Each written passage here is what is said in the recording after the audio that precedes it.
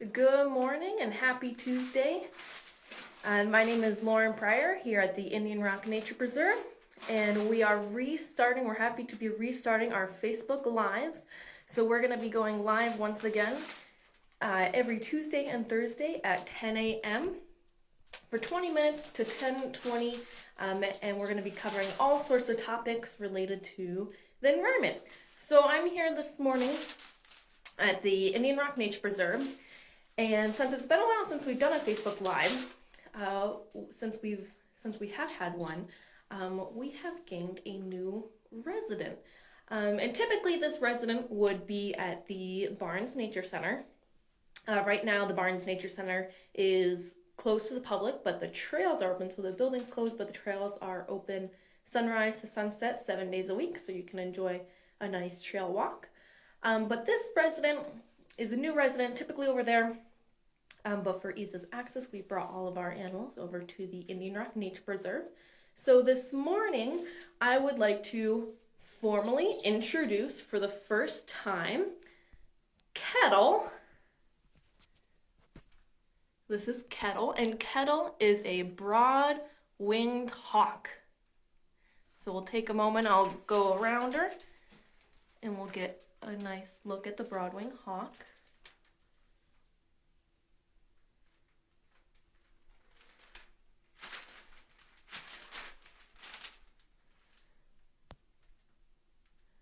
Right now, we are in an indoor enclosure. Kettle's kept indoor. We'll talk a little bit about why this broad-winged hawk is kept indoor. A hint having to do with this heat lamp here, but we'll talk about that in a little bit. So Kettle being a broad-winged hawk, this is a very common hawk that we have. But you won't really see them much now that we're in winter because they do migrate.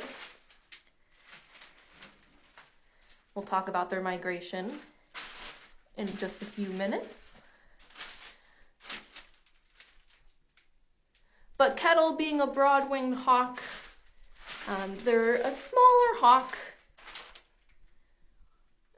They can weigh as little as half a pound, about 9 ounces, to a little over a pound. But they're called a broad-winged hawk because even though their body is small, their wings are very long and wide. They've got a little bit, about a 3-foot wingspan. They're wide, and we can tell when you're looking at a broad-wing flying. No, she's staying still right now, but when they fly, they have very pointed wingtips. A little bit more on how we can ID this animal. We see that nice kind of barred feathering. Browns and creams. But on their tail, we'll get a look at their tail. We've got this, we call this a band here, so we've got a white band.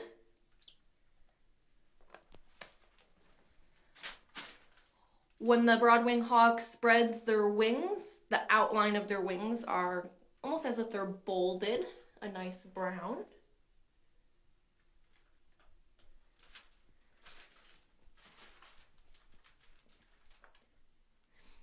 These guys like to live in deciduous forests, sometimes mixed forests, a lot of times near a water feature. They're going to be hanging out in the canopy.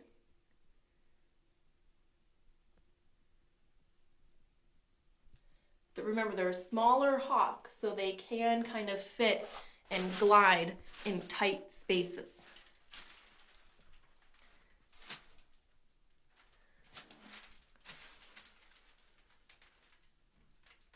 Kettle here is a rehabilitated bird. They were deemed non-releasable. If we've got a straight look at Kettle's face here, we can see their right eye. So on our screen, the left is fully functional, where Kettle's left eye here, the eyeball is still there, but it is injured. So Kettle went through wildlife rehabilitation, and because of that, injury was deemed non-releasable. So Kettle here will be a permanent resident of the Indian Rock Nature Preserve for the rest of their life.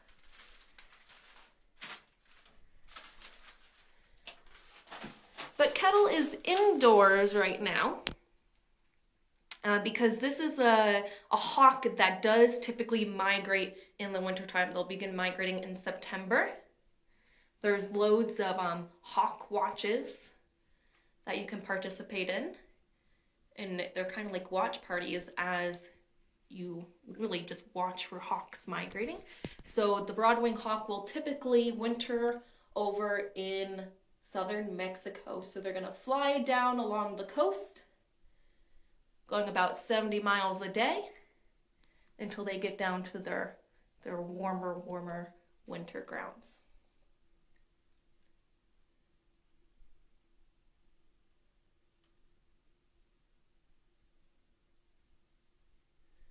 Kettle's name is Kettle.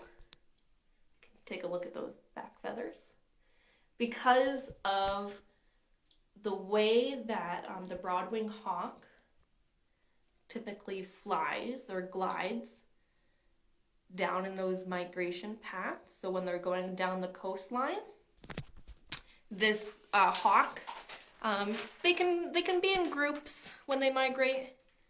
A couple dozen up to a couple hundred, but they're gonna ride thermals, which are columns of hot air, up into the sky.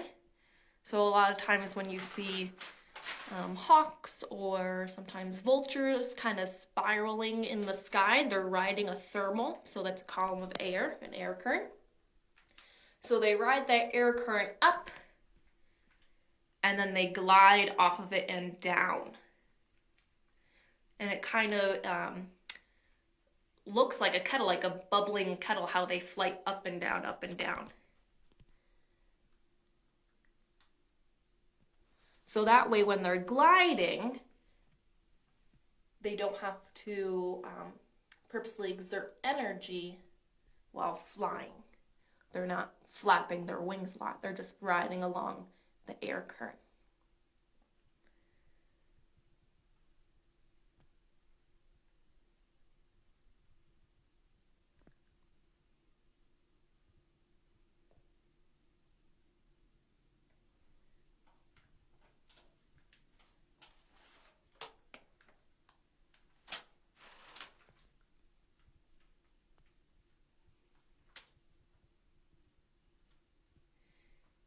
Being a hawk, this animal is a predator.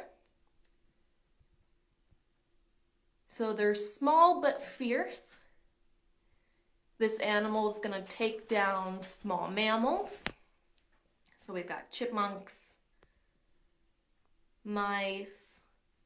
Oh, looks like she's thinking of going somewhere. Just turning around.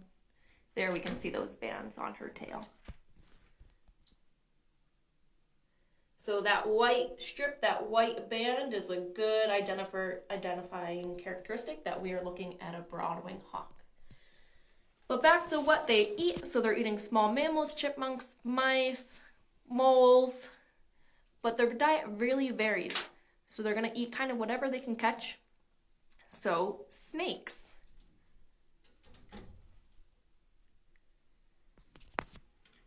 Amphibians, so we've got frogs, toads.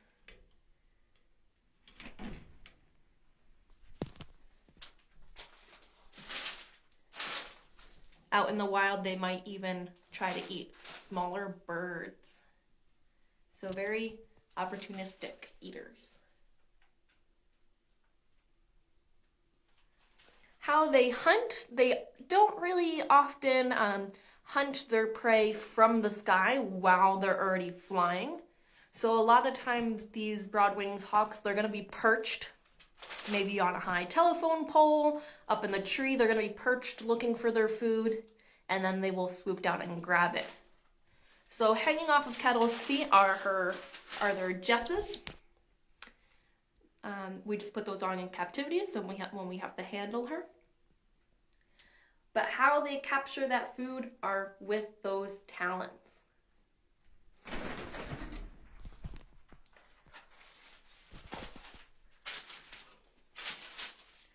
So part of Kettle's care in captivity, we have to occasionally trim Kettle's beak and talons. But in the wild, those talons are going to be like little knives that they use to grasp their food before they fly off with it. They're going to fly off with it to a safe place before they start to eat it. And they're going to rip and tear with that beak. We can see the broad-winged hawk. Beak is very, very pointed.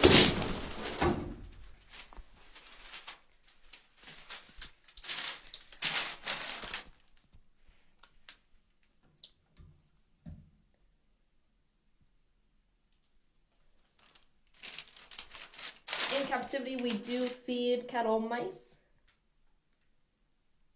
We'll give them the occasional chick. Along with other enrichments. So we might take their food and put it into different toys where they have to work at getting their food out.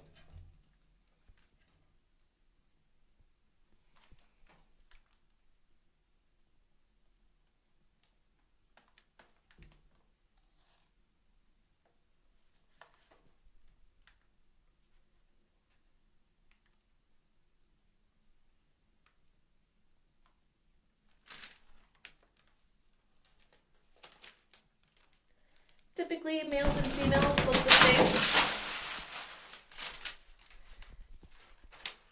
with females being a little bit larger.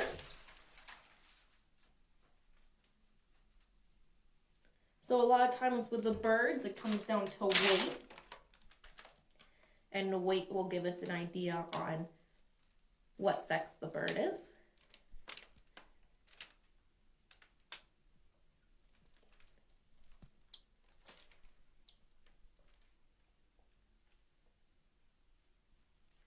In mating seasons, when the birds return up north, both the male and female will work together to build a nest. They're going to be nesting in trees, kind of in the lower canopy. Mostly a nest made out of sticks. It does take them a few weeks to build this nest, as little as 2, but it might take them a whole month. But they also might find a little area in the tree where there's a natural cup to build their nest. In the season, they will lay one brood of eggs, so kind of one group of eggs. Some birds have multiple groups of eggs per year, like the American robin. The broad-winged hawk's just going to have one group of eggs for the year. And they might lay as little as 1 egg, but they can lay up to 5 eggs, and they're nice and white, sometimes creamy in color. It's going to take about a month for those eggs to hatch, and then another month, month and a half for them to start to leave the nest.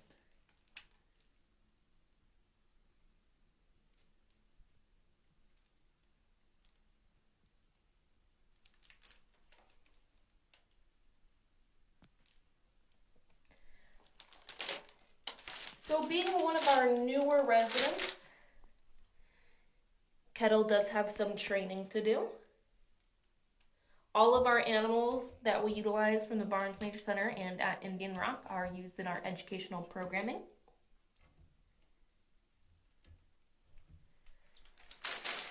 So Kettle is generally comfortable with people. She will let us pick her up on the glove. But just like wild animals, she still is a wild animal. She can get overwhelmed that time sometimes.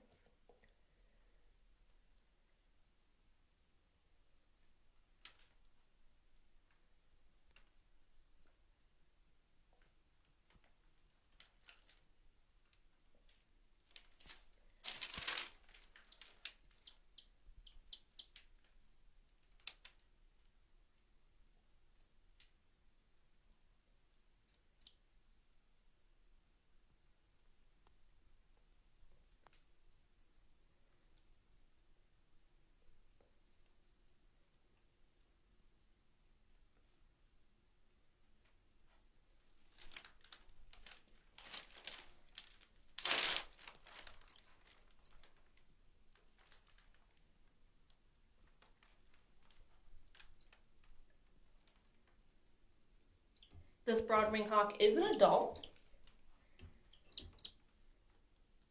Typically the juveniles will be a little lighter in color. The outline of their wings, the bold brown outline that we can't really see now, except for when Kettle spreads out their wings. That bold outline of the wings won't be as bold. Whereas they start to mature, they will darken.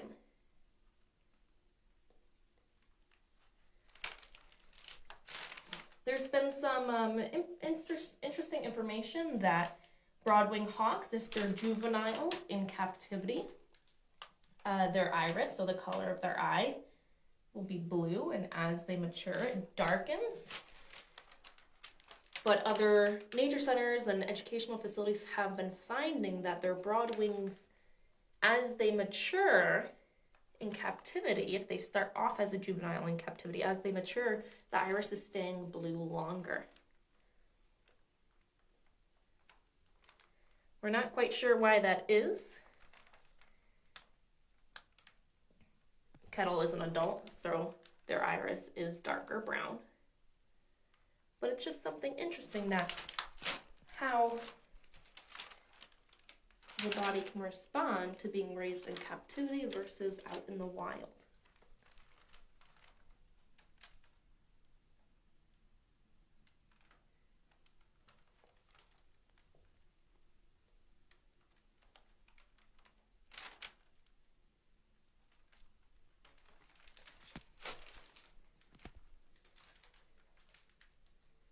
So that is a little bit about Kettle, our new resident for the Environmental Learning Centers of Connecticut, the broad-winged hawk. We're going to be going back on Facebook Live Tuesdays and Thursdays at 10 o'clock.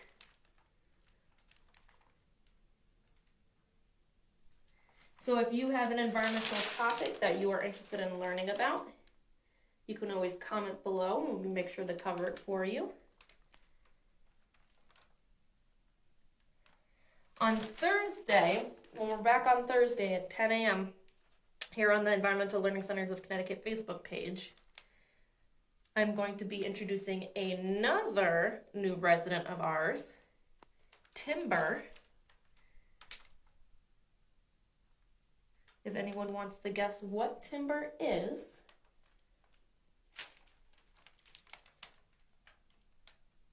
I will give you one hint. Timber is a bird. But Thursday will be Timber's debut on Facebook Live. Timber has only done one other program with us in person during our Owl Prowl. So we're going to be back on Thursday at 10 a.m. with Timber to learn a little bit about the natural history of that animal. On upcoming this Saturday, February 6th, at 12:45, the ELCCT will be participating with the Connecticut DEEP Winter Festival on Facebook. So at 12:45, right here on the Environmental Learning Centers of Connecticut Facebook page, we will be doing an animal tracking program. But you can check out the Connecticut DEEP Facebook to see what other events they have going on for the Winter Festival. But thanks so much for joining us this morning for our Facebook Live meeting Kettle. We're going to be back Thursday at 10. Thanks for joining us and stay warm.